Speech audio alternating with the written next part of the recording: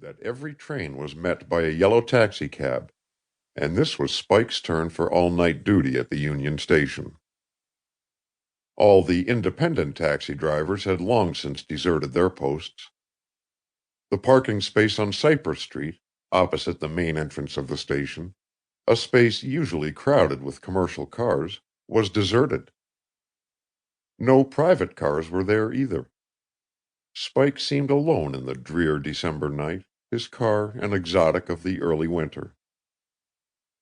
10 minutes passed. 15.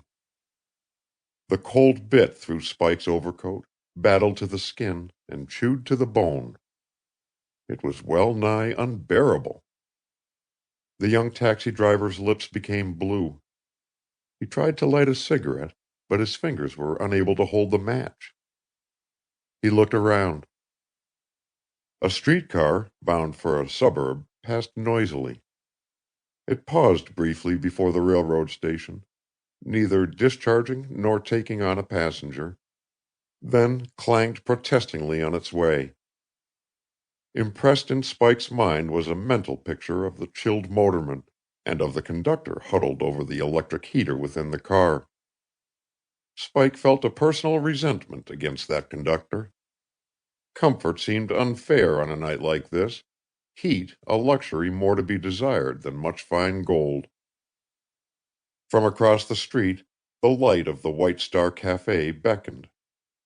Ordinarily, Spike was not a patron of the White Star, nor other eating establishments of its class.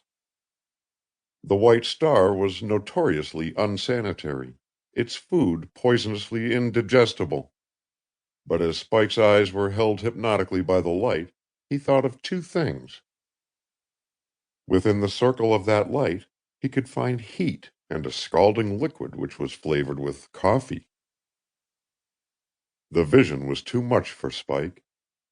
The fast train, due now at 12:45, might bring a fare. It was well beyond the bounds of reason that he would get a passenger from the accommodation, due in a few minutes. There were no casuals abroad. The young driver clambered with difficulty from his seat. He staggered as he tried to stand erect, his numb limbs protesting against the burden of his healthy young body. A gale howled around the dark Jackson Street corner of the long, rambling station, and Spike defensively covered both ears with his gloved hands. He made his way eagerly across the street, slipping and sliding on the glassy surface, head bent against the driving sleet, clothes crackling where particles of ice had formed. Spike reached the door of the eating house, opened it, and almost staggered as the warmth of the place smote him like a hot blast. For a few seconds he stood motionless, reveling in the sheer animal comfort of the change. Then he made his way to the counter, seated himself on a revolving stool, and looked up at the waiter who came stolidly forward from the big, round-bellied stove at the rear. "Hello, George." The restaurateur nodded. "Hello." "My gosh, what a night!" "Pretty cold, ain't it?" "Cold?" Spike Walters looked up antagonistically. "Say, you don't know what cold means. I'd rather have your job tonight than $1,000,000. Only, if I had $1,000,000, I'd buy 20 stoves, set 'em in a circle, build a big fire in each one, sit in the middle, and tell winter to go to thunder. That's what I'd do. Now, George, hustle and lay me out a cup of coffee. Hot. Get that?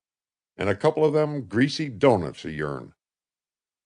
The coffee and doughnuts were duly produced, and the stolid Athenian retired to the torrid zone of his stove.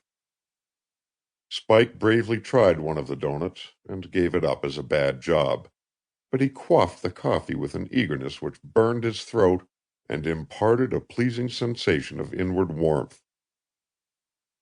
Then he stretched luxuriously and lighted a cigarette.